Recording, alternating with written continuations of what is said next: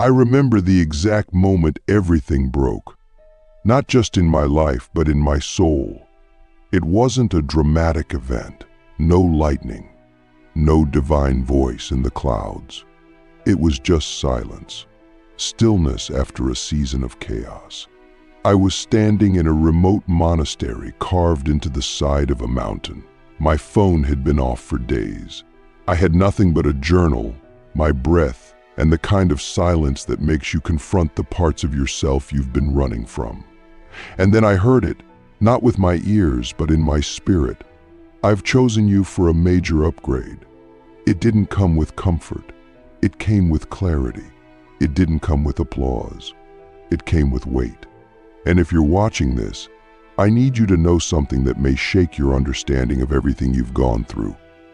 God doesn't upgrade the comfortable. He upgrades the called. This message is not for everyone. This is for those who've been in seasons of isolation, confusion, spiritual silence, and divine disruption. This is for those who've been stripped of their old identity, relationships, and even dreams, not because they failed, but because God is preparing them. And the signs are everywhere if you know how to read the language of heaven. So let's go deep. Let's journey into the 7 signs that God is preparing to upgrade your life, your calling, and your frequency. But brace yourself. These are not feel-good affirmations. These are divine activations. The first sign is divine disorientation. You wake up one day and feel like nothing makes sense anymore. The things that once motivated you now feel hollow. The people you used to align with feel foreign. You try to go back to your old rhythms, but they feel like wearing someone else's clothes. This is not depression, it's deconstruction. When God is upgrading you, He doesn't add new layers to the old you, He strips you down to your essence. And it feels like confusion, but it's actually clarity in disguise. You're not lost. You're being recalibrated. The software of your spirit is being rewritten. You're not being punished. You're being positioned. The second sign is the collapse of counterfeit comfort. The job falls apart. The relationship ends. The opportunity vanishes. And at first, it looks like failure. But when God chooses you for a major upgrade, He removes every false anchor. Why? Because He can't build the new on top of what was never real to begin with. The comfort you depended on was never meant to carry you into your assignment, so it has to go. And here's the painful truth. Sometimes God's love feels like loss. But what you're losing isn't your future. It's your attachment to what was never truly yours. And if you're brave enough to grieve it, you'll see the upgrade was hiding in the ashes. The third sign is the arrival of divine restlessness. You're doing everything right on the outside, but nothing feels right on the inside. You wake up with a low-grade ache in your soul. Not because you're ungrateful, but because your spirit knows there's more. You try to talk yourself out of it. You say things like, "I should be content," or "I have so much to be thankful for." And you do. But that ache isn't about greed. It's about growth. It's your spirit letting you know that your current environment can no longer contain your next level. And that restlessness, that unshakable inner tension, that's not something to numb. That's something to listen to because it's heaven knocking. The fourth sign is increased spiritual sensitivity. You start feeling things more deeply. You become hyper-aware of energy, of environments, of people's true intentions. Places that used to feel neutral now feel heavy. Conversations that used to entertain you now exhaust you. You can't unsee what you see. You can't unfeel what you feel. Why? Because God is activating your discernment. When He's preparing you for a major upgrade, He sharpens your senses. He doesn't just want you to walk into new rooms. He wants you to read the room spiritually. He wants you to detect deception before it seduces you. He wants you to feel alignment before you see results. This sensitivity is not weakness. It's divine intelligence. The fifth sign is divine delay. You've been praying, you've been fasting, you've been doing the inner work, and yet nothing is moving. Doors are shut, people are silent, opportunities are delayed, and everything in you wants to scream, "God, did you forget about me?" But what if I told you this delay is not denial, it's divine development? What if I told you that God is not just preparing the blessing for you, He's preparing you for the blessing? Because if the door opened too early, you'd enter it with an identity too small to sustain it. You'd sabotage the very thing you prayed for. So God hides you, not to punish you, but to protect the power He's building in you. Let me ask you something that might keep you up tonight. What if the delay you're resenting is the very thing saving you from self-destruction? What if your greatest breakthrough was being timed with surgical precision, and all you had to do was not give up while it's loading? This is where most people walk away. Not because they weren't chosen, but because they couldn't endure the silence between the prophecy and the promise. But if you can stay still, stay faithful, stay available, you'll find out that delay was never empty. It was full of heaven's fingerprints. The sixth sign is supernatural provision in unusual ways. Right when you feel like you're at the end, an unexpected opportunity shows up. A person speaks a word into your life that confirms what you were too scared to believe. A bill gets paid in a way that makes no sense. A door opens you didn't even knock on. And it's not just about money, it's about confirmation. God starts sending you signs that say, "I see you. I've got you. Don't stop." These moments may seem small, but they carry the signature of the divine. Because when God upgrades you, He doesn't just send resources, He sends reminders. He whispers through the wind, "You're still in my plan." And here's the seventh sign, the one that separates the casual believer from the chosen vessel. You start experiencing divine isolation. People start falling away. You feel invisible, misunderstood, alone, and it's tempting to think you've done something wrong. But you haven't. God is pulling you out of the crowd because the crowd can't carry your calling. He's not isolating you to punish you. He's isolating you to initiate you. This is the sacred womb where destiny is formed, where noise fades and instructions become clear, where your voice stops echoing everyone else's and starts sounding like heaven's frequency. You can't be upgraded in public. You are transformed in private. And when the time is right, He will reintroduce you, not as who you were, but as who you were always meant to be. So let me ask you the ultimate question. Have you mistaken your isolation for rejection when it was actually divine selection? Because if God has hidden you, delayed you, stripped you, broken you, sensitized you, recalibrated you, it's not because He's ignoring you. It's because He's upgrading you. And the next version of you is not just going to walk into new rooms. You're going to change them, not because you're better, but because you're prepared. Chosen for the fire. Why your greatest pain was the furnace that unlocked your upgrade. Every chosen soul must walk through fire, not as punishment, but as preparation. You can't get to the next level of your calling without going through the furnace of refinement. And while most people pray for elevation, they don't realize that God's upgrades come wrapped in discomfort. No one wants the pain, but everyone wants the power. And here's the truth most won't tell you. The pain is the power. The fire you thought was sent to destroy you was actually designed to burn off everything that can't go with you into your next dimension. Every betrayal, every loss, every night you cried yourself to sleep, it was all part of your activation. You weren't being punished, you were being forged.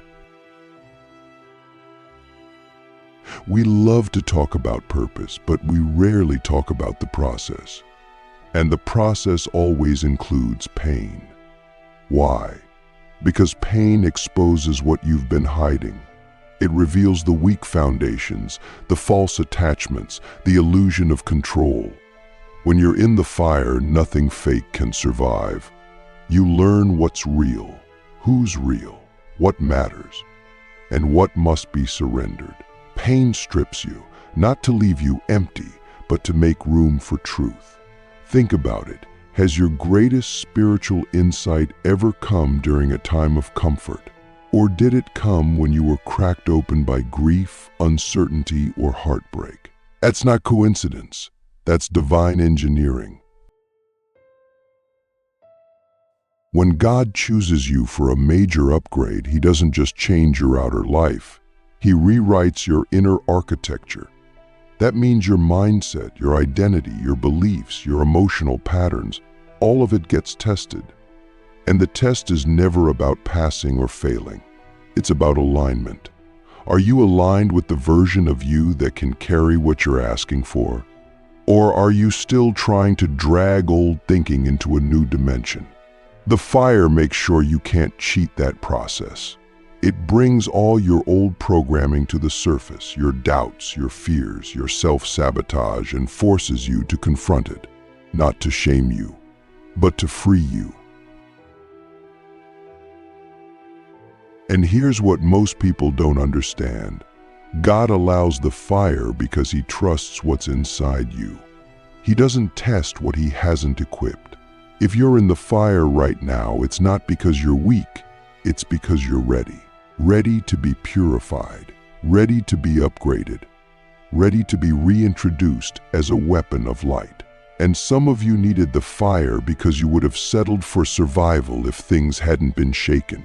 You would have stayed in that job, that relationship, that comfort zone, if God hadn't allowed the fire to make it unbearable. So when you look back and say, "That broke me," what you're really saying is, "That built me." Let me ask you something that will pierce through every illusion you've been holding. What if your pain was never about punishment, but about positioning? What if the people who left you were never part of your destiny? What if the opportunity that slipped through your fingers had to go because it would have distracted you from your real assignment? Can you trust that the fire didn't come to end you, but to elevate you? Because once you realize that, you stop asking, "Why me?" and start declaring, "Thank you for choosing me." You begin to see that the hardest moments were actually holy moments, sacred initiations cloaked in human suffering. And the most powerful transformation happens when you stop running from the fire and start partnering with it. You start asking, "What is this here to teach me?" Instead of "When will this end?" you lean in, you get still, you listen. And suddenly the flames don't feel like chaos anymore, they feel like clarity. You realize that every tear you shed has watered the ground of your next season. Every scar on your soul is evidence that you survived what was sent to silence you. And now you don't just have a story, you have substance. You have depth. You have authority. Because you didn't just read about transformation, you lived it. And now you're not just chosen, you're charged. Reintroduced by heaven, how to walk in the world after God upgrades your identity. There comes a moment after the fire, after the silence, after the pain, when God begins to reintroduce you.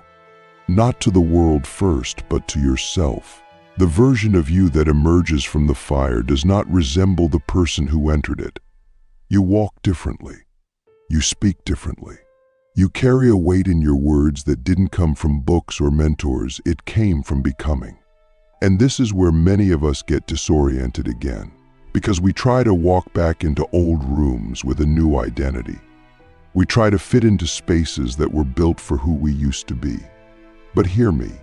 When God upgrades your identity, you're not supposed to return to where you came from. You're supposed to rise into where you were always meant to go. This is the season of divine reintroduction. And the world won't recognize you at first, not because you're fake, but because you're finally real.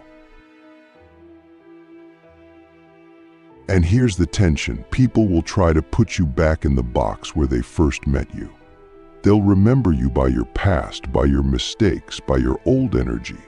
But you must resist the urge to shrink. You don't owe anyone the comfort of being familiar. You don't have to explain your glow-up. You don't need to justify your boundaries. You don't have to soften your truth just because someone else refuses to evolve. When God upgrades your identity, He also upgrades your responsibility. You are no longer allowed to abandon yourself to be acceptable. And yes, it's going to be lonely at first. Yes, you'll lose some people. But what you gain in authenticity, in alignment, in peace, is worth every goodbye. This is where spiritual maturity kicks in. You begin to walk in the world as a mirror, not a mask. You no longer perform. You no longer beg. You no longer chase. You attract by being. People feel your frequency before they understand your story. You become a living signal, a walking portal. And some will be drawn to your presence without knowing why. Others will resist you without cause. That's not personal. That's energetic. You've become a threat to every system, person, or energy that profits from your smallness. So don't be surprised when resistance shows up. Being chosen means being challenged, but this time you're not fighting for your identity. You're walking in it. Let me ask you something that may haunt your comfort zone. Are you willing to be misunderstood for the sake of being authentic? Because the upgraded version of you is not here to be liked, it's here to be aligned. You're not here to blend in, you're here to shift environments. You're not here to play small, you're here to embody heaven on earth. And that means you will rattle cages. You will disrupt dynamics. You will no longer be able to tolerate what you used to entertain. Your nervous system will reject anything that doesn't resonate with your calling.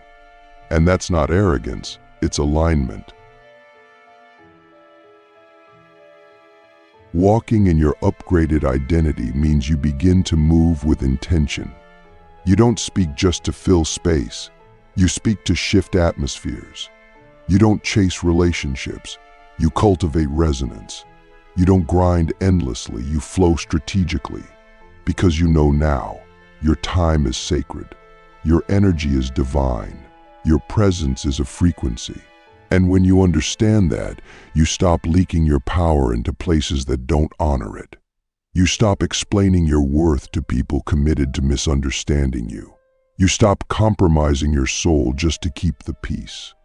Because the peace that costs your purpose is not peace, it's a prison. This is the season where you walk differently, not out of pride, but out of clarity. You know what you carry. You've been to hell and back. You've survived betrayals that should have broken you. You've endured seasons of silence where it felt like even God went quiet. And yet, you're still here. Not just surviving, but transformed. And now, every step you take is a declaration. I am not who I was. I am who God called me to be. That's why the rooms you walk into now feel unfamiliar. That's why the people you used to vibe with feel distant. You're no longer matching energy, you're setting the frequency. And here's the final truth. When God upgrades you, He doesn't just change your life, He changes the lives of everyone connected to you. You become a lighthouse, a blueprint, a living testimony that says, yes, the fire is real. Yes, the pain is heavy. Yes, the path is lonely. But the glory on the other side is worth every tear. You don't need to preach it. You embody it. You don't need to prove it. You live it. And that level of embodiment, that's what creates legacy. That's what shifts bloodlines. That's what breaks generational cycles. You become the one they'll talk about for years, the one who changed everything because they said yes to the fire, yes to the calling, yes to the upgrade. The chosen blueprint, daily practices for those called to carry the upgrade. When God chooses you for a major upgrade, it doesn't end with revelation. It begins with responsibility. The calling isn't just something you hear in a mystical moment, it becomes something you carry in every breath, every decision, every room you walk into. And what separates the ones who rise from the ones who retreat isn't talent, favor, or charisma, it's discipline. Sacred, intentional, daily discipline. Because your frequency is not maintained by emotion. It's maintained by practice. Heaven might choose you, but you must choose yourself every single day. This is the blueprint for those who are not just inspired, but ready. The first practice is radical morning consecration. Before the world speaks over you, you must speak to your soul. Before anyone texts you, calls you, pulls on your energy, you must anchor yourself in your divine identity. Wake up and remember who you are. Sit in silence. Breathe deeply. Speak truth into your spirit. I am chosen. I am aligned. I am unavailable for anything beneath my calling. Don't just say it, feel it. Let it vibrate through your body. This is not self-help. This is spiritual technology. You are programming your field. You are aligning your frequency with heaven before the noise of the world tries to distort it. The next practice is sacred solitude. Every chosen vessel must have time away from noise. Silence is not an absence, it's a portal. When you sit in intentional stillness, you begin to hear what the world cannot tell you. Divine instruction, intuitive clarity, prophetic downloads. This isn't about escaping responsibility, it's about returning to your source. Even Jesus withdrew to mountains. Even prophets disappeared to deserts. Why? Because leadership without solitude leads to distortion. You cannot carry the weight of your calling if you are constantly entangled in the chaos of others. Protect your solitude like your life depends on it, because your destiny does. Then there's energy discernment. You must become a master of what you allow into your field. Every conversation, every scroll, every song, every room, it's either feeding your upgrade or draining it. Don't just ask, is this bad? Ask, is this aligned with where I'm going? You don't have time for energy that brings confusion, contraction, or compromise. Be ruthless about your peace. Remember, your energy is not just personal, it's prophetic.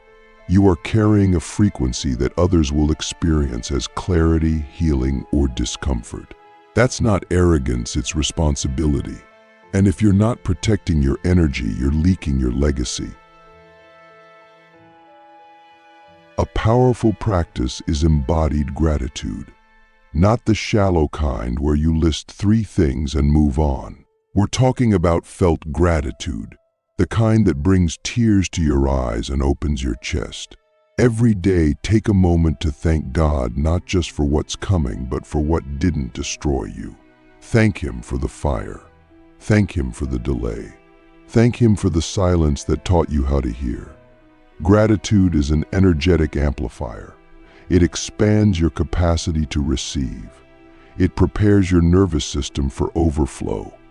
And it reminds you that you are already in the miracle. You're not waiting for it. You're walking in it. Then there's the practice of prophetic journaling. This is not just writing your feelings. This is documenting divine movement. Write what you feel, what you hear, what you sense. Ask questions. Record visions. Speak to God on paper. This becomes your spiritual archive. And months from now, when doubt creeps in, you'll open your journal and see the pattern of your upgrade. You'll remember that God was speaking the entire time. You'll see how every delay was a setup, how every closed door was a redirection. And you'll begin to move through life with evidence, not just emotion. Finally, the most important practice: obedience without delay. When God speaks, move. When your spirit says go, don't wait for the perfect conditions. Obedience is the currency of the chosen. You won't always understand the instructions. You won't always see the outcome. But if you've been upgraded, it means you've been equipped. You don't need more confirmation. You need activation. God doesn't speak twice when you ignore him the first time. He's not waiting for your comfort, he's waiting for your yes. And sometimes the fastest way to shift your entire life is to do the thing you've been delaying. You are not here to be normal. You are not here to play small. You are here to leave evidence of heaven on earth. That means your habits must match your calling. Your life must reflect your frequency. Your daily rhythm must be sacred. Because upgrades don't sustain themselves, you must sustain the vessel.